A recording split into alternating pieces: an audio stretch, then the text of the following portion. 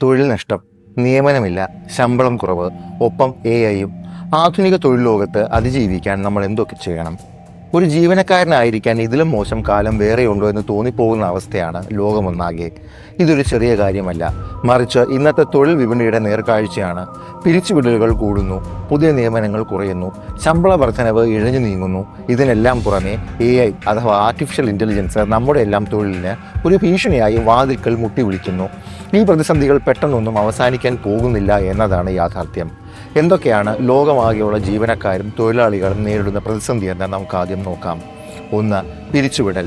ഇന്ന് ഏതൊരു വ്യവസായം എടുത്താലും അവിടെയെല്ലാം പിരിച്ചുവിടൽ ഒരു നിത്യസംഭവമാണ്. ചില ഉദാഹരണങ്ങൾ നോക്കാം. കൺസ്യൂമർ രംഗത്ത് പ്രോക്ടർ ആൻഡ് ഗ്യാമ്പിൾ അതായത് P&G പോലുള്ള ആഗോള ഭീമന്മാർ ആഗോളതലത്തിൽ തന്നെ 7000-ഓളം തൊഴിലവസരങ്ങളാണ് വെട്ടിക്കുറച്ചത്. ബാങ്കിംഗ് രംഗത്ത് സിറ്റി ഗ്രൂപ്പ് ലോകമെമ്പാടുമുള്ള 3500-ലധികം ജീവനക്കാരെ പിരിച്ചുവിട്ടു. മാധ്യമരംഗത്ത് വാർണർ ബ്രദേഴ്സ്, ഡിസ്നി തുടങ്ങിയ കമ്പനികൾ നൂറുകണക്കിന് ജോലികൾ നിർത്തലാക്കി. ഓട്ടോമൊബൈൽ മേഖലയിൽ സ്വീഡനിലെ വോൾവോ 3000 ജോലികളും ജപ്പാനിലെ നിസാൻ 11,000 ജോലികളും വെട്ടിക്കുറയ്ക്കുന്നു.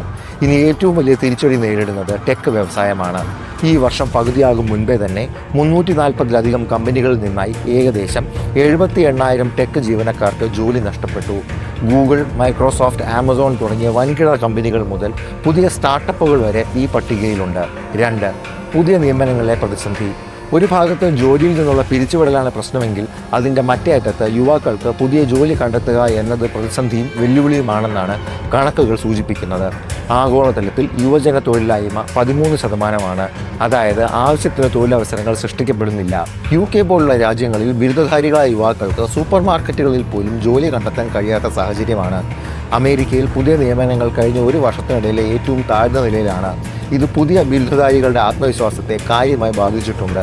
ഇതിനെല്ലാം കാരണമായി കമ്പനികൾ പറയുന്നത് ചെലവ് ചുരുക്കൽ, പുനർസംഘടന, ആഗോള സാമ്പത്തിക അനിശ്ചിതത്വം എന്നിവയാണ്. ശമ്പള വർധനവിലെ മുരടിപ്പ്. നിലവിൽ ജോലി ചെയ്യുന്നവർ നേരിടുന്ന പ്രധാന പ്രശ്നങ്ങളിലൊന്ന് ശമ്പള വർധനവിലെ മെല്ലെപ്പോക്കാണ്. യൂറോപ്പിലെ 5 വലിയ സമ്പദ് വ്യവസ്ഥകളിൽ ഏറ്റവും ഉയർന്ന ശമ്പള വർധനവ് രേഖപ്പെടുത്തിയ ഇറ്റലിയിൽ പോലും ഇത് വെറും 2.7%. ഇന്ത്യയിൽ ഈ വർഷം പ്രതീക്ഷിക്കുന്ന ശരാശരി ശമ്പള വർധനവ് 9%. ഇത് കേൾക്കാൻ കൊള്ളാമെങ്കിലും കഴിഞ്ഞ 3 വർഷത്തിനിടയിൽ ഏറ്റവും കുറഞ്ഞ വർധനവാണിത്. ആർട്ടിഫിഷ്യൽ ഇൻ്റലിജൻസ് എന്ന പ്രധാന വെല്ലുവിളി. തൊഴിൽ നഷ്ടത്തിന് കാരണമായും മുഖ്യവില്ലനായും ഭീമനായി നിൽക്കുന്നത് ആർട്ടിഫിഷ്യൽ ഇൻ്റലിജൻസ് അഥവാ AI തന്നെയാണ്. കുറഞ്ഞ മാനുഷിക മേൽനോട്ടം മാത്രം മതി എന്നതാണ് AIയുടെ പ്രത്യേകത. കാര്യക്ഷമത വർദ്ധിപ്പിക്കാനും ചെലവ് കുറയ്ക്കാനും AI സഹായിക്കുന്നു. ഇതുമൂലം 41% തൊഴിലുടമകളും തങ്ങളുടെ ജീവനക്കാരുടെ എണ്ണം കുറച്ച് പകരം AI ഉപയോഗിക്കാൻ താൽപ്പര്യപ്പെടുന്നു. ഇത് ജീവനക്കാർക്കിടയിൽ വലിയ ആശങ്ക സൃഷ്ടിക്കുന്നുണ്ട്. ഇനി ഇതിനെല്ലാം പരിഹാരം ഒന്ന് മാത്രം: അപ്സ്കില്ലിംഗ്. പിരിച്ചുവിടൽ, നിയമനക്കുറവ്, ശമ്പള മുരടിപ്പ്, AI ഭീഷണി എന്നിവയെല്ലാം ചേരുമ്പോൾ ഒരു തികഞ്ഞ പ്രതിസന്ധിയാണ് രൂപപ്പെടുന്നത്. ഇതിനെ അതിജീവിക്കാൻ വിദഗ്ധർ മുന്നോട്ട് വയ്ക്കുന്ന ഒരേ ഒരു പരിഹാരം അപ്സ്കില്ലിംഗ് ആണ്. അതായത് കാലത്തിനനുസരിച്ച് നമ്മുടെ കഴിവുകൾ നവീകരിക്കുക. 2015 മുതൽ ഇന്നുവരെ ജോലികൾക്ക് ആവശ്യമായ കഴിവുകളിൽ 25% മാറ്റമാണ് സംഭവിച്ചത്. 2027 ആകുമ്പോഴേക്കും ഈ മാറ്റം ഇരട്ടിയാകുമെന്നാണ് നമ്മൾ പ്രതീക്ഷിക്കേണ്ടത്. ഏകദേശം 40% തൊഴിലാളികൾക്കും തങ്ങളുടെ നിലവിലെ ജോലി വൈകാതെ അപ്രസക്തമാകുമെന്ന ഭയപ്പാടുണ്ട്. പുതിയ സാങ്കേതിക വിദ്യകളും അറിവുകളും നേടുന്നതിലൂടെ ഈ വെല്ലുവിളികളെ ഒരു പരിധിവരെ നേരിടാം. ഇത് മികച്ച ശമ്പളം നേടാനും ജോലിയിൽ നിന്ന് പിടിച്ചു നിൽക്കാനും പുതിയ അവസരങ്ങൾ കണ്ടെത്താനും നിങ്ങളെ സഹായിക്കും. ഇത് ജീവനക്കാരെ സംബന്ധിച്ചിടത്തോളം കഠിനമായ കാലഘട്ടമാണ്.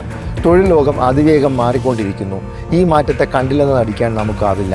പുതിയ തൊഴിൽ സംസ്കാരത്തോട് പൊരുത്തപ്പെടാൻ നമ്മൾ പുതിയ കഴിവുകൾ ആർജിച്ചേ മതിയാവൂ.